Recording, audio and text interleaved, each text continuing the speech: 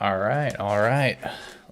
Let's get this show on the road. Sorry, I apologize for that, folks. Just having a little bit of technical difficulties with my screen for some reason.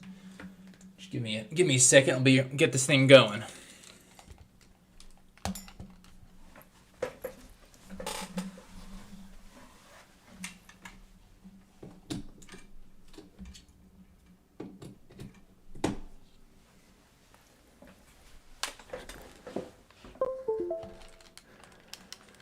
What's up, Mr. Brown? How's it going today, sir?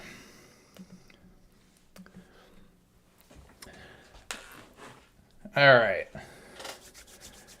Hopefully you guys can see me now.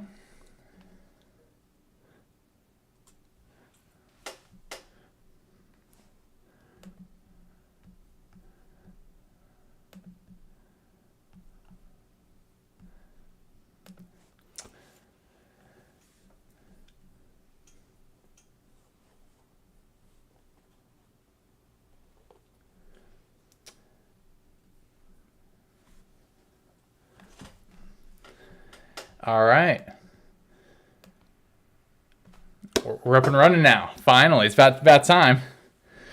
So, hey, week 2 of the college football season is upon us. We had some big, exciting games this week. I'm absolutely pumped for you. Texas, Alabama, which that's a funny game. I mean, Texas, Alabama. You got Texas, super proud state, super proud school. Very respectable school.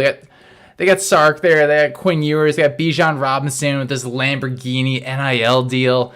They got all the opportunities to absolutely dominate.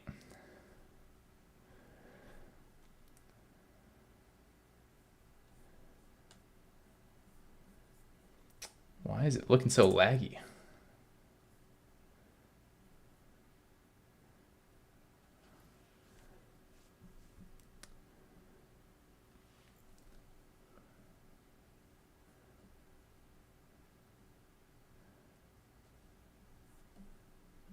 They got all the opportunities. All right, I'll tell you what, guys. I'm going to restart and restart the stream real quick. I don't know why it's so just laggy all over the place. It's so weird. But I don't know. We'll be.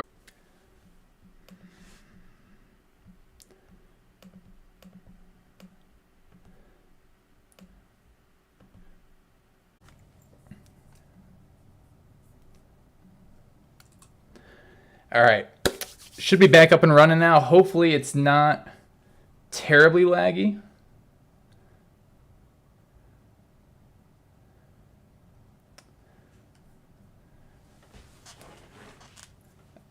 All right. Give it the old hand wave. Make sure we're still good. Nah, I apologize for this. I tried to get a little cheeky with the camera settings and the streaming settings, trying to get it up to 4K quality, and obviously somewhere along the line there was a drop-off from what I'm seeing in my streaming software versus what's actually appearing on screen on the stream, so I apologize about that. We'll get better.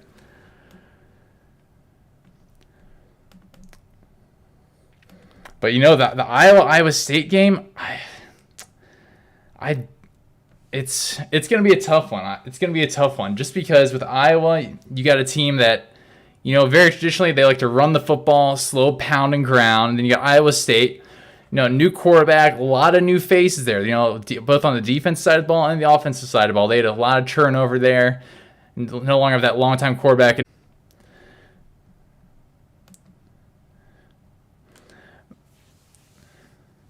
But I would definitely take under 40. I mean, if I had to guess, I would say I would choose Iowa 16 to 10 or 16. That'd be my guess. I think it's going to be a low scoring affair, just very much ground and pound. And Iowa's so hard to beat at home too. I mean, I believe Iowa's at home, but they're a hard team to beat at home. Very loyal fans, very true fans that come in and they show up. I mean, there's no way to say it. Year in, year, Minnesota, it could be freezing cold, -5 degrees. But guess what? Minnesota's got a big game against Wisconsin or somebody. Those Minnesota fans are packing that stadium. Nebraska, Nebraska's had some tough years. They've had up and down. They've been up and down a little bit, but they would they still show up. But yeah, but Alabama over Texas by 28. No, I can definitely see that. It's got to be a little bit embarrassing for Texas that you've got Texas at home. They're only a favorite. I mean, excuse me, they're not a favorite. I mean, they're an underdog by 20 points or so, which is absolutely insane. And then you got to their little brother, quotations are that little brother, Texas A&M, down in College Station, down by Houston, playing Appalachian State, with Chase Bryce, who used to be the quarterback at Clemson. He was a backup quarterback for Clemson when Trevor was there. Felt like he'd been around there forever. I mean, just by forever. And App State, according to Vegas, has a better chance at beating Texas A&M than Texas does at beating Alabama at home, which is just, it's mind-boggling. It's mind-boggling. But it also speaks to the fact of, when do you think the last time Texas had a first-round offensive pick was? First round offensive pick taken in the NFL draft. Oh, wait. You think about it, and you're like, they've had some good guys. I mean, Cedric Benson was pretty good. Jamal Charles was pretty good there. Vince Young was the last offensive player from Texas taken in the first round of the NFL draft. That's really what it comes. It's just. It's so hit or miss with Texas. You got Sam Ehlinger saying we're back to, 2 years ago, it just belly flopped as a program. I mean, there's no other way to say it. They were on the diving board. Everybody was around the pool looking at them, and they just belly flopped when everybody was expecting some cool dive. They just absolutely just belly flopped. But yeah, Boston College money line. I will say I am a Boston College fan this year. I know they lost to Rutgers. I know. Rutgers is a sneaky, decent football team in the Big Ten. They're sneaky decent. And Virginia Tech's just, they're in a rough spot right now as a program. They got a lot of stuff they need to change, kind of figure out, just do some soul searching as a program to see where do we exactly go from here. But money line, Boston College, yeah, I'd definitely do that. One thing, though, I will say is, with Boston College, it's very much hit or miss. Their offense is super heavy on Zay Flowers. He's their main guy, go-to wide receiver. He dominated last week. He put up some solid numbers. In this past offseason, he had some solid opportunities to go to a different program, bigger program, leave Boston College somewhere else. But, he stayed at Boston College because he believed in Phil Dracovic, and he believed in the program there that was going to get him to the next level in the NFL, and I hope it pays off for him. I really hope it does. But one thing that'll be super interesting to see with them is, can their defense hold up? Because their offense is going to put up, 30, 40 points a game. I've confidence that.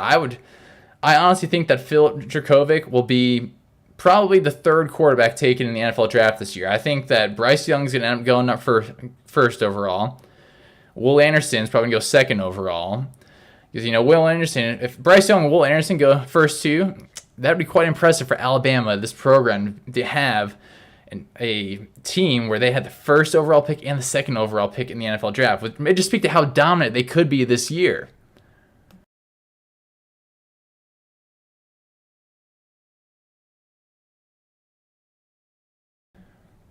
But from there, I think C.J. Stroud goes third overall because I like C.J. I know C.J. is a solid quarterback, don't get me wrong, but this just, from that Notre Dame game, something just didn't look right.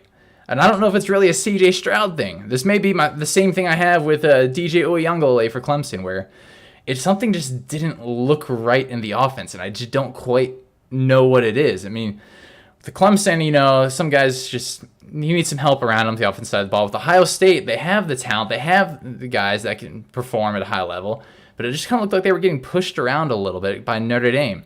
And that was the same case last year. They got pushed around by Utah in the Rose Bowl. Yeah, sure, they won the Rose Bowl, and then Smith and Jigba put up a stupid stat line, like 350 yards, 3 or 4 touchdowns, something absolutely absurd like that. But will these guys be able to, when push comes to shove, they're playing a team just as good as them, will they be able to elevate their level of play rather than just almost playing to their level of competition? I can't say playing down to their level of competition, because when they're playing teams they should blow out, they take care of business.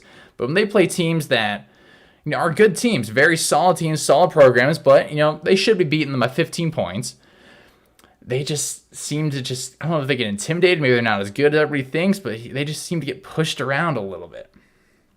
But I don't know how it comes to that. It's going to be very interesting to see what happens. I'm going to pull up the AP 25 right now because I want to do a little segment where it's either buy or sell stock in these teams right now. So, AP 25, let's get this pulled over right here. Get chat going in the corner.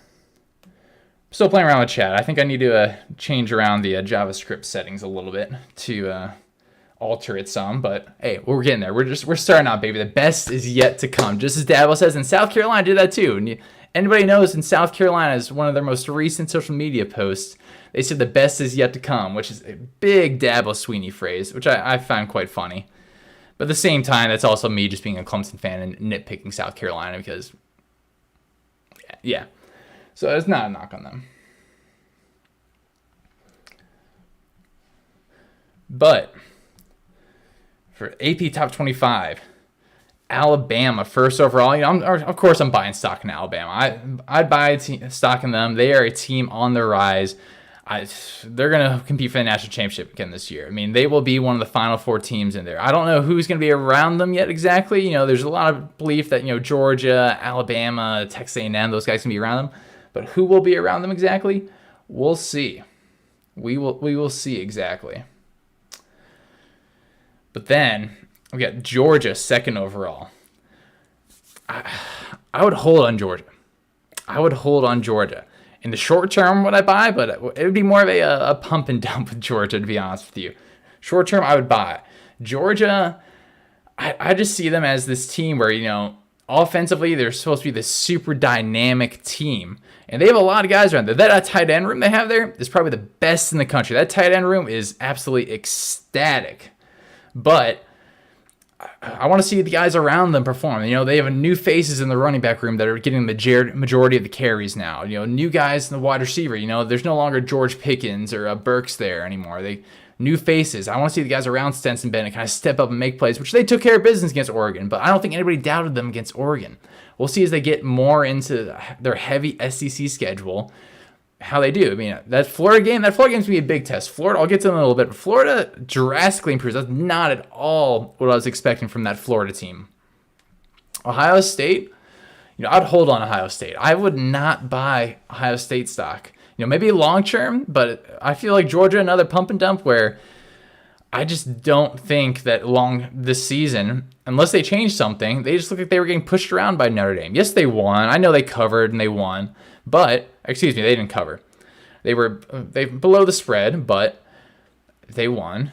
And I just don't know if I think that Ohio State has the ability to sustain that long term if they play the same way they did against Notre Dame. Yes, I know their star receiver was hurt, but when it comes down to it, when it comes down to play Michigan in November, when it comes down to playing, somebody in the Big Ten championship in Indianapolis, come December, will they not get pushed around and not be able to kind of bail themselves out somehow? That's something I don't know. So I would hold on them.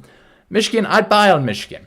Even with their quarterback drama, I would buy on it. I think J.J. McCarthy is going to ball out this week against Hawaii, and I think he's going to win the quarterback competition. I like him. It's kind of the same deal with the Clemson quarterback competition. It's not like official competition, but still, you have 2 guys, one guy older, more mature guy, but you kind of know what you get in him. He's kind of, stable, and he's, to a certain degree, and this isn't fair to say exactly, but to a certain degree, he's as good as the guys are around him. When the guys around him are elite, he is playing elite Heisman level football. But when the guys around him, maybe aren't playing as well as they could, that maybe they got room to grow.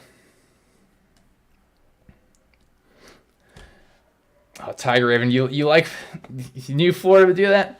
I did not. I thought the same Florida team that showed up last season was going to show up this season. New head coach, but at the same time, AR-15. I know he doesn't like that nickname, but it's a baller nickname. I'm not going to lie. He absolutely balled out. But yeah, no, Notre Dame's offense did not look very good. I mean, their quarterback situation, there's just a lot of new faces. They lost their star running back. They lost some offensive linemen. Their best offensive lineman was banged up. There's a lot of things just working against them. It's hard for your first start as a quarterback in the college level to be on the main stage, main event in Columbus, in the Horseshoe, one of the hardest places to play at. That's a hard place for your first start, but I think they'll get better. FSU, no, I'm a big FSU fan this year. I am buying stock in FSU. Micah Pittman, I love Micah Pittman. I don't know, he's got a YouTube channel too. I don't know if you guys have checked him out, but he's got a YouTube channel also, and he's a funny guy. But I like Micah Pittman. They got Johnny Wilson too from Arizona State. And funny story, I'm sure some of you may know, some of you may not, but Micah Pittman and Johnny Wilson, the two big wide receivers, the main three wide receivers, two of the three main wide receivers of Florida State, were actually teammates at Calaveras High School out in California. Both of them went to West Coast schools out in, Oregon and Arizona State, and all of a sudden, they come back east. And that's the story of a lot of kids too from California out west. You got a lot of kids that were great prospects out there. C.J. Stroud, DJ Uyunglele, Bryce Young, three of the quarterbacks for the biggest programs in college football were all California kids, and now they're all playing on the east side. So that's interesting. Huskers winning the Big Ten, though. I could see it. I could weirdly see it. They're going to need some help. They're going to need to play better than they played against Northwestern, but they've had time to regroup, recess the film, and figure out what they do exceptionally well. Because they were showing a lot of different looks on defense, trying a lot of different things in offense, and now they've got the opportunity to kind of self-assess who they are and what they're going to do. And also, get the football to, what was the young man's name? DeColdis from Louisiana? You may know who it is, Angel. DeColdis Crawford, I think his name was, but you get the football to him. I want to see him ball out because he's got a cool name. Why not get him the ball? But Nebraska winning would be interesting. But nonetheless, back to buy, sell, hold stock. Clemson, of course, as a Clemson fan, I'm saying buy. Okay. Anthony Grant, okay. But, as a Clemson fan, I'm saying. Oh, okay. That's who I was thinking of from them. Okay, Anthony Grant. Okay. But as a Clemson fan, I'm saying buy stock in Clemson. But also as me, realistically, if I was a non-biased Clemson fan, I'm saying hold on Clemson. I don't quite know what we got yet this year. Texas A&M. I would buy on Texas A&M, and then I would sell it before the Alabama game. That's how I look at Texas A&M. They're a very good team, but I think they're going to be a little shell-shocked after that game because Jimbo Fisher and Nick Saban have legitimate beef now. That would be very interesting to see what becomes of that. But then we got Notre Dame. I hate to say it, but I would almost say sell in Notre Dame because to a certain degree, this may be the best. They've got a tough schedule. I will give the athletic director credit for Notre Dame. He did an exceptional job at scheduling them, building them a great schedule. Unfortunately, I just don't think they have the team to outlast the schedule this year for them. I just don't think. So I would sell Notre Dame. Baylor, it's a big manhood test for Baylor this week. You got Baylor and BYU. And I think Baylor's the underdog too. And this is a good test too for BYU. I've hated on BYU last year post Zach Wilson, but they did pretty well. But this is a good test to see what are they going to look like before they come into the Big 12. Because Baylor, in recent years, Baylor has been a main player in there. I mean, I could be wrong on this, but I really think of Baylor as being a main player in the Big 12, since RG3. And that was, was that 2013, 20, maybe even 2011, 2012. But when RG3 was there and he won the Heisman, when he came back from that ACL, that's really when I think of Baylor being a main player in the Big 12. Now, it's up to them to uphold the standard of the Big 12 and introduce the new BYU to it. I picked Baylor to win this game, so hopefully Baylor wins. But we'll see. I'd buy Baylor. And USC, I still don't know what to make of USC. I still do not know what to make of USC. Because USC balled out last week, but it's a small, kind of a little bit of a tune-up game. Much harder opponent. I'd say, Stanford, not the best team, but very respectable coach, well-liked coach around the country, and everybody, you know what you're going to get when you play a David Shaw football team. You're going to get a hard-nosed defense, run the ball, watch out for play action, and that's what you're going to get from Stanford. And it's a strategy. They usually win one big game per year, one or two big games per year. I mean, ever since, the Toby Gerhardt, Andrew Luck days, Stanford's been a little bit on the downswing recently, but they could rebound like that. That's the funny thing about college football, especially the transfer portal nowadays. You can rebound like that. But against Stanford, I remember, let's not forget, Stanford beat Oregon last season. Stanford is the reason that all those guys started jumping shit from Oregon. Everyone wanted a piece of Oregon last year. The NFL wanted a piece of guys from Oregon. Florida State wanted guys from Oregon. Miami wanted guys from Oregon. USC wanted guys from Oregon. Stanford was the team that blew up that Oregon team last season that went into Columbus and beat Ohio State. So there's a lot of opportunity for these guys to see what exactly is going to happen with them. All right, and then Oklahoma State. I'd buy stock in Oklahoma State. They got fifth-year, sixth-year quarterback in Wallace. Can't exactly remember how many years has he been there. It's got to be his fifth year. There's no way he's been there for 6. But all right, so fifth year, and it could be interesting. It could be super interesting to see what happens with Oklahoma State this year, especially if they can make a run in the Big 12. If they can make a run in the Big 12, could be very exciting. In Florida, I'd buy stock in Florida. Travis Etienne's younger brother, Trevor Etienne, he looks just like Big Bro running the football. He was averaging 12.8 yards per carry last game, which is absolutely insane for a freshman playing against a very solid Utah team. A team that was expected to be competing for a Pac-12 championship. 12.8 yards per carry. Oh, man, imagine if we had Shipley and him. But nonetheless, I expect him to get the bulk of the carries this week for Florida against Kentucky.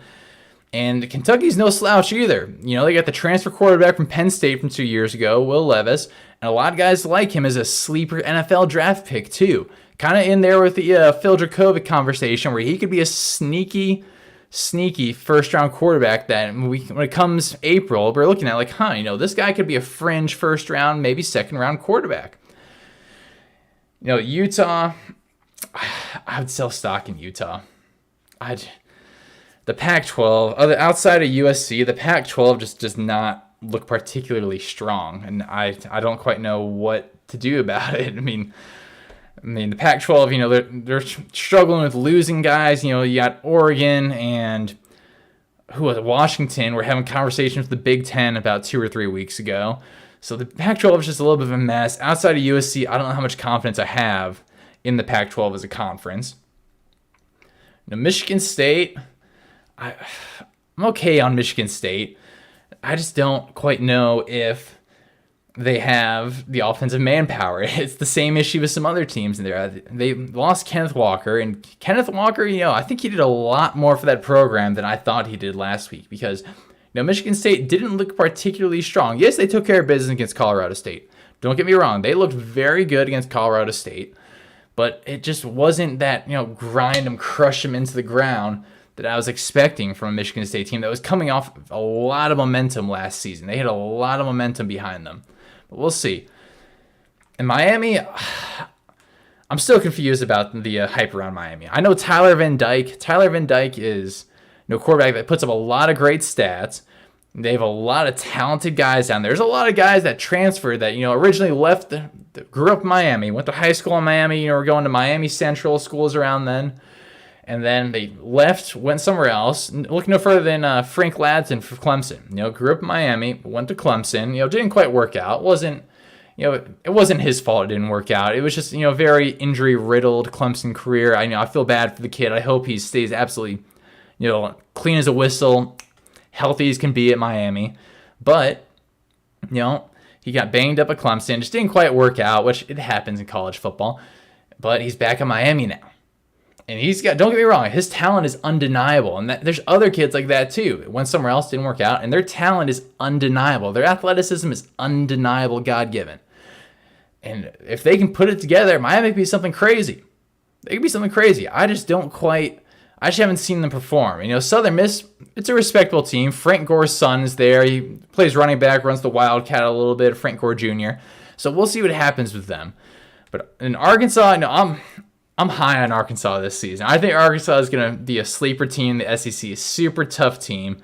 South Carolina, talking to South Carolina fans, they seem super happy with Spencer Rattler, but I just don't quite know if he's got that it factor. My issue with Spencer is his passer rating was like 56%, I believe, something around there, and he had 2 interceptions also against Georgia State, which Georgia State's another good program, not Power 5 tier, but very respectable program. They're going to be bowl eligible at the end of the season. Year in, year out, they're always bowl eligible. But we'll see how he does against Arkansas. I would take Arkansas in this game. I'd buy stock in Arkansas. I think Arkansas is just going to kind of keep climbing higher. A lot of good transfer guys in there. They got KJ Jefferson, I believe it is, a quarterback. I could be wrong. Correct me if I'm wrong, but it's KJ Jefferson at quarterback. And they could do quite well there. They could do quite well. And Pitt, everybody hates on Pitt. Pat Narduzzi is just one of those coaches, a little bit like David Shaw, where you just know what you're going to get year in and year out from him. Hard-nosed team. That defensive line is going to be solid. Secondary play is going to be pretty good. Linebackers, linebackers are going to be flying. They're going to be some guys that are going to make some impact plays, but the real teeth of the defense is going to be those back-end guys and the interior linemen. And then on offense, hey, just run the football, play action, make things happen.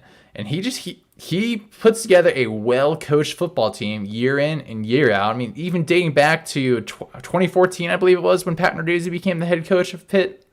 I believe it was 2014. But he just puts together a very well-coached program. NC State, NC State struggled against last week. There's no other way to put it. They struggled last week. Unexpectedly struggled against Eastern Carolina, but they got time to rebound. They have a very veteran quarterback that's going to be able to rally the troops. Defense has a lot of guys returning. The guys that are returning have been there for a while, get a little banged up, but they just need to stay healthy. But I'd buy stock in North Carolina State. Also, I really want that North Carolina State-Clemson game to be absolutely massive. Just a massive game would be phenomenal. Wisconsin, I'm buying stock in Wisconsin. They're going to run the football. They're going to take care of business. And they also play, don't tell Wisconsin fans this. They're going to be upset.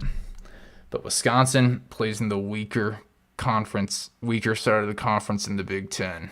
I said it. I'm sorry. I said it. But they're going to run the football, take care of business. Kentucky, you already know I said I like Kentucky. BYU, independent, joining the Big 12. This is a big statement game for them. We'll see what happens with that. And then Ole Miss, I still don't quite know what to make about Ole Miss. They looked good, not exceptional, but also new quarterback, a lot of new guys are around the program. So let's see what happens. And Wake Forest, I'm hyped for Wake Forest. We got Wake Forest in 2 weeks. It's going to be a great game, but look no further than this man. This man's coming back. He is making his return. Sam Hartman, the kid from Charlotte, is making a return. When Charlotte played at Davidson Day, it went down to Oceanside Academy down in South Carolina. Now ended up at Wake Forest. Sam Hartman's going to have a baller year. There's no way around it. I think Sam Hartman's going to be great. Sneakily in that Heisman competition. It's going to come down to if he can play well against Clemson, he could very well be in the Heisman competition at the end of the year. In Tennessee, I like Tennessee. This is a big gut test game for them against Pitt. This is the game that it kind of defines Tennessee's season right here against Pitt. Pitt's a solid team.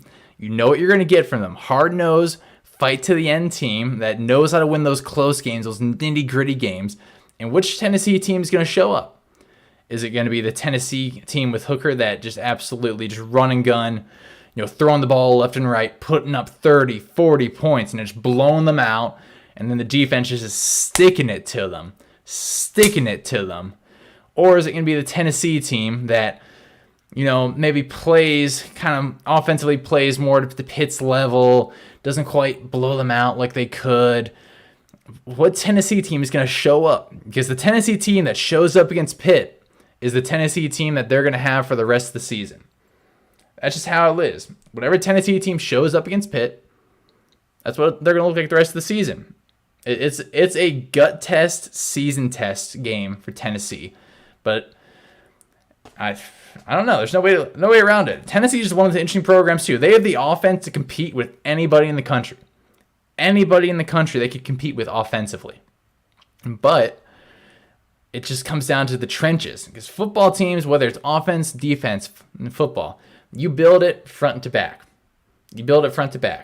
Defensively, you go D-line, linebackers, and then you get into that back-end secondary. Offensively, offensive line, quarterback, and then you can get into the running backs and wide receivers. And you build it front to back. And that's what we need to see Tennessee. Have they built it front to back?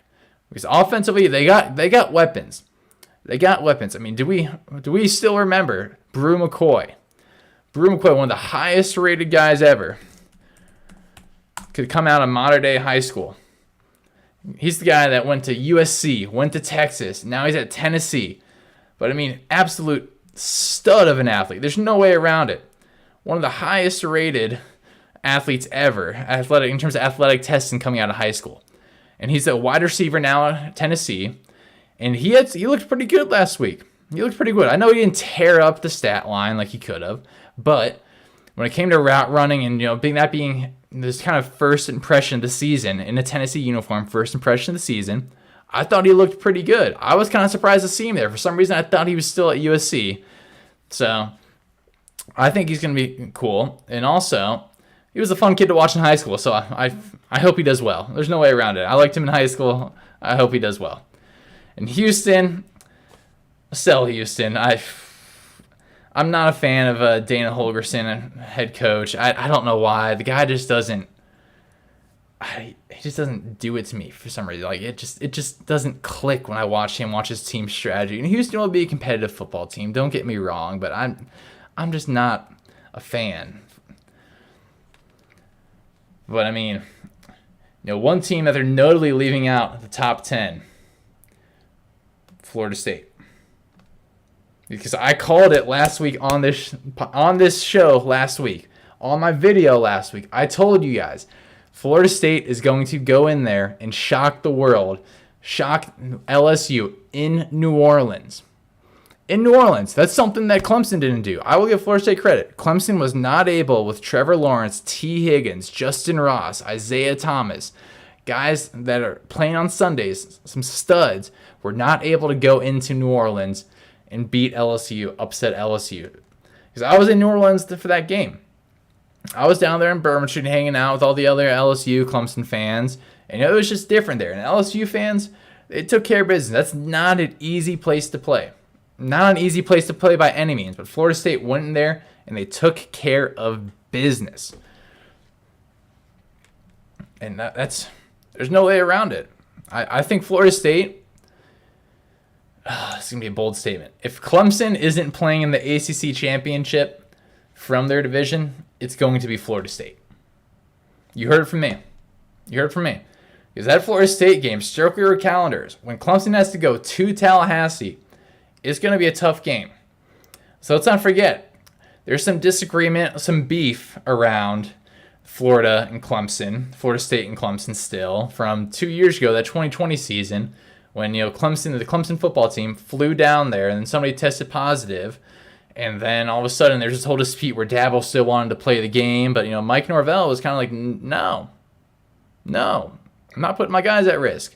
And I know some people don't like Mike Norvell because he comes off a little rough around the edges, a little bit of a hardo around the edges, but I respect him a lot. He did well at Memphis. And like I said, I like that he's putting... Well, that's not what I wanted to type in at all. But I like that he's putting an emphasis on academics there, too. I've said it before in my videos, I know. But that's something that I value a lot. I value high character coaches that want to see and grow their players, not only as athletes, not only as professional football players, all he has to aspire to be in the NFL. That's the goal for everybody, but want to build them as young men. They want to build them as young men, and I respect that. I honestly respect that. There's no way around that. I like that he's putting emphasis on academics because Florida State had one of the worst academic team GPAs under Jimbo Fisher, which is unacceptable. Florida State's a great university, a great school, high-achieving academic institution. They totally have the resources, and the young men on that team were more than capable of achieving greatness academically. They were more than capable of doing it. But, Jimbo was just okay with them just staying eligible. Oh, you still have that 2.5?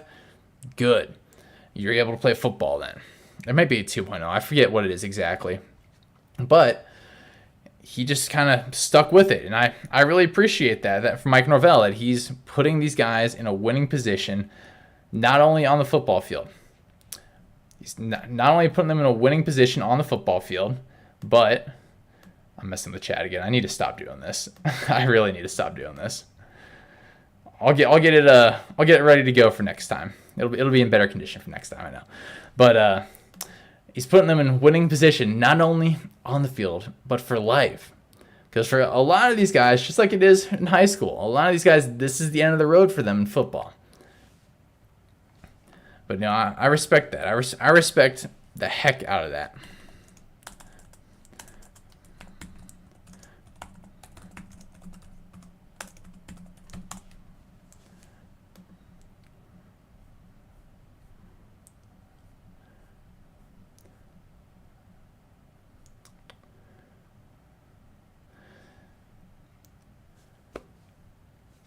Oh, why can't I find what I'm looking for?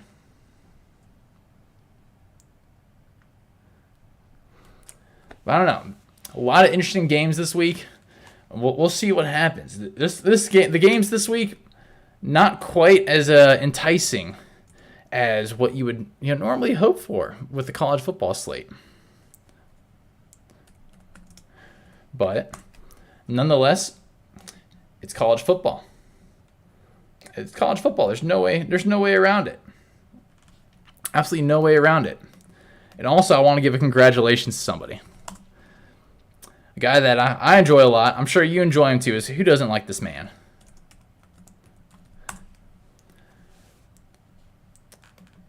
None other than the legend himself, Mr.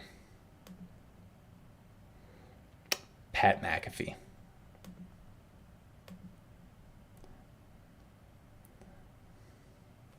I mean, Pat McAfee. There's no way not to like this man. This man has been through it all. He left multi-million dollars on the table to go and become a commentator, a sports commentator. And it worked out for him. Caught on with guys like ESPN. Then he goes from ESPN, and they try to blackball him. They put a rule in effect that their reporters could not appear on his show. The quotations around it wasn't explicitly said, but it was kind of the Pat McAfee show rule where they weren't allowed to appear on his show. But he stuck with it. He stuck him out, even though he was on game day for them before. He stuck it out, and now the man's back. He's back doing college game day again. I'm absolutely stoked for him.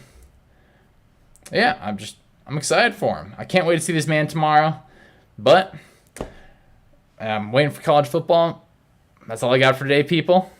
Appreciate you tuning in. I will fix the technical difficulties. I'll get more on top of it, and week after week, we're gonna just keep on getting better. I know the stream, the chat in the corner is a little off. I'll fix that. I'll go into the JavaScript and I'll fix that. But also, I just want to get this in writing before anything goes. Arizona Cardinals, Buffalo Bills, Super Bowl. I said it.